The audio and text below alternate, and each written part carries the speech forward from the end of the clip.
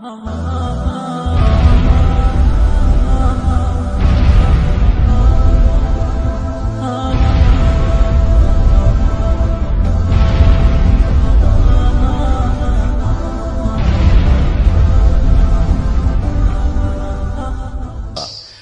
جاءکم رسول من انفسکم، سورہ توبہ کی آخری آیت۔ ہم اس آیت کو یوں پڑھتے ہیں من انفسکم۔ میں موریتانیہ گیا، ایک غریب سا ملک ہے افریقہ میں، ہماری جماعت گئی تھی، وہاں میں نے سنا وہ پڑھتے تھے لقد جاءکم رسول من انفسکم۔ ان دونوں الفاظ میں انتہائی خوبصورت آپ کا تعارف ہے، لفظ ایک ہے، تعارف لمبا چوڑا ہے۔ من انفسکم، یہ آپ کے سراپے کی تعریف۔ ایسا کوئی ہے؟ ایسا کسی نے دیکھا؟ کسی آنکھ نے دیکھا؟ کسی ماں نے جنا؟ کسی کے ایسے عالی اخلاق، ایسا عالی سراپا، ایسا عالی ہندام؟ ہندام عربی کا لفظ ہے، سر سے لے کر پاؤں تک کسی کی شخصیت کے لیے ہندام کا لفظ بولا جاتا ہے۔ اطول من المربوع و اقصر من المشذب من انفسکم، ایسا تم میں ہیں، 40 برس تمہارے اندر رہے ہیں، ایسا کوئی ہے؟ نہ قد چھوٹا نہ لمبا، چھوٹے سے تھوڑا اوپر، لمبے سے تھوڑا نیچے، لیکن ایک معجزہ تھا، آپ کسی لمبے سے لمبے آدمی کے ساتھ کھڑے ہوتے تو آپ کا قد اس سے بلند نظر آتا تھا۔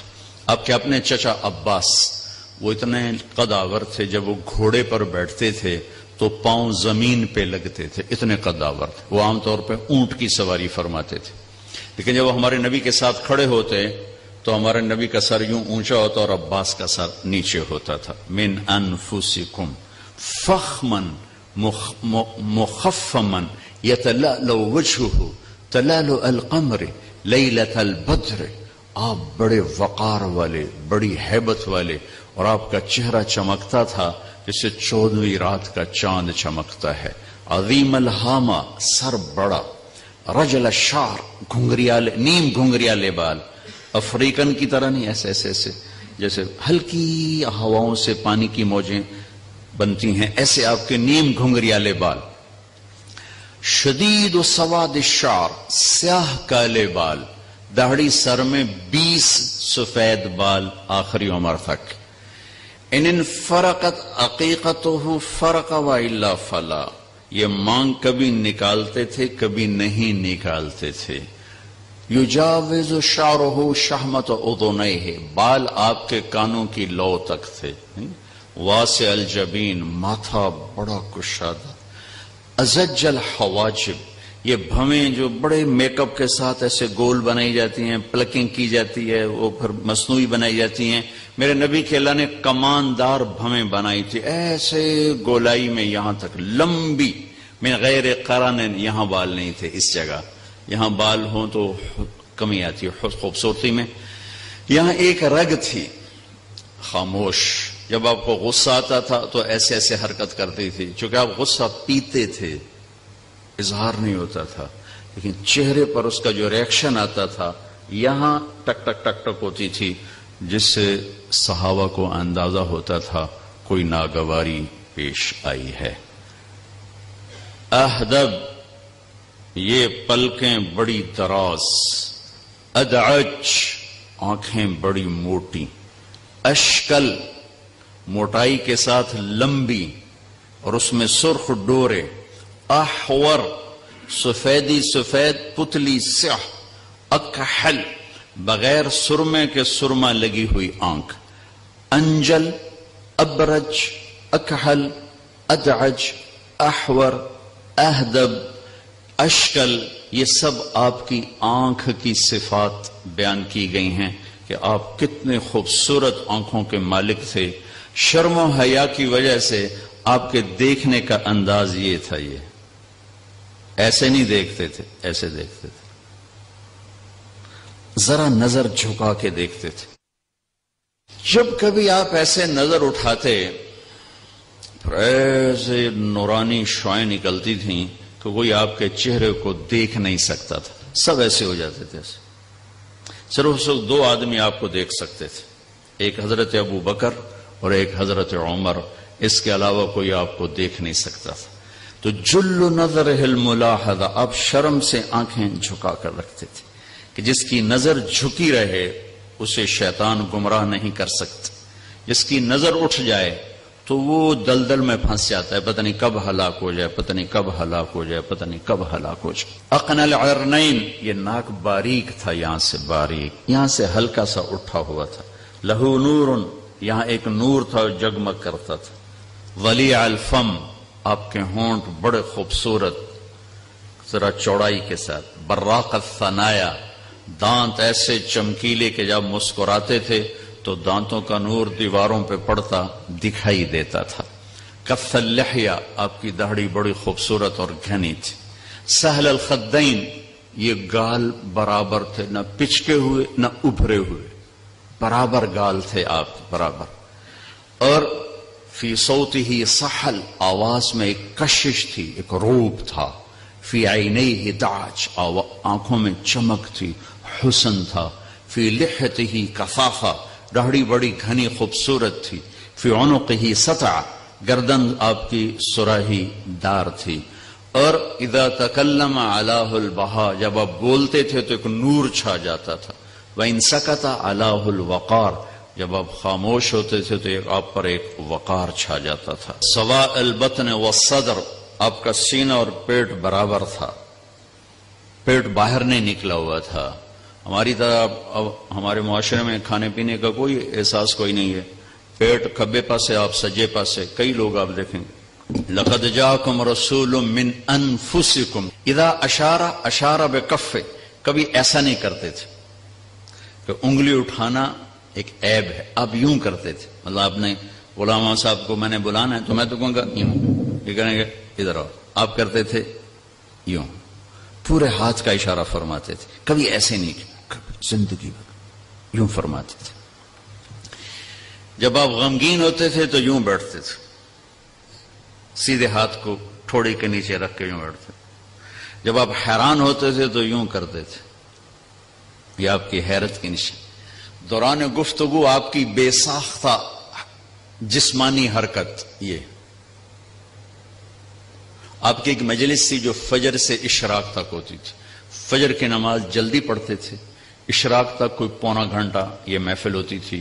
اس میں ہر قسم کی باتیں ہوتی تھی، دنیا کی بھی، دین کی بھی، مسائل کی بھی، واعظ و نصیحت بھی، ہنسی مذاق بھی، لطیفے بھی. ایک پوری زندگی کی ترجمانی ہوتی تھی، پوری زندگی کی اس میں عکاسی ہوتی تھی. خواب بھی سنائے جاتے تھے. ہاں بھائی کسی نے کوئی خواب دیکھا ہو یہ بھی آپ اس میں سنتے تھے. ریلیکس محفل ہوتی تھی. یہ جو تکلفات عجم ہیں انہوں نے دین کو بڑا اوکھا کر کے ہمیں دکھایا ہے. اگر آپ عرب کی زندگی دیکھو گے تو اسلام دین فطرت ہے، فطرت کی آواز کا نام اسلام ہے. تکلفات عجم کا نام اسلام نہیں ہے. اللہ نے اپنے نبی کو عربوں میں بھیجا جو انتہائی بے تکلف تھے، جن میں سادگی کوٹ کوٹ کے بھری ہوئی تھی. پھر جب یہ عجم میں اسلام آیا تو اس میں اسلامی رنگ پر عجمی رنگ غالب آیا تو ہم نے بے شمار پیچیدگیاں خود کھڑی کی ہوئی ہیں جن کا اسلام سے دور تک کوئی تعلق ہی کوئی نہیں. تو آپ کی محفل میں ہنسی مذاق بھی ہو رہا ہے. ایک صحابی ہیں، ان کا نام ہے اسید بن حضیر. یہ کس پائے کے آدمی تھے؟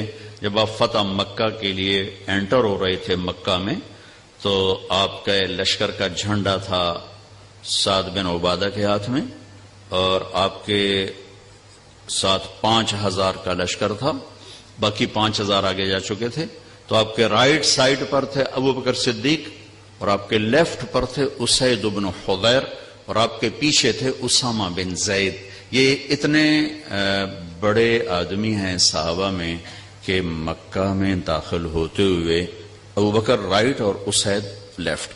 یہ اسید اللہ کے نبی کی محفل میں لطیفے سناتے تھے اور صحابہ ہنستے تھے. آپ بھی ہنستے تھے، آپ کو اپنی ہنسی پہ کنٹرول تھا، لیکن صحابہ کھل کے ہنستے تھے، آپ منع نہیں فرماتے تھے. اس میں آپ دوران گفتگو یوں کیا کرتے تھے، ایسے کرتے تھے. آپ محفل میں پاؤں نہیں پھیلاتے تھے. کتنی دیر تک محفل ہو آپ پاؤں نہیں پھیلاتے تھے، پاؤں سمیٹ کے رکھتے تھے، چوکڑی مار کے بیٹھتے تھے.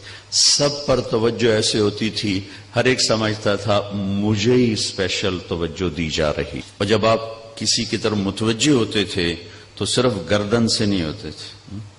مثلا ابائی غلام صاحب مجھے کہنا جی طارق جمیل صاحب تو میں اتنا ہی کر سکتا ہوں، جی فرمائیے، اس سے آگے میری ہمت ہی کوئی نہیں. لیکن جب ہمارے نبی کو کہا جاتا یا رسول اللہ تو آپ یوں نہیں کرتے تھے، آپ یوں کرتے تھے، جی پورا سینہ دیتے تھے. کتنا مشکل کام ہے.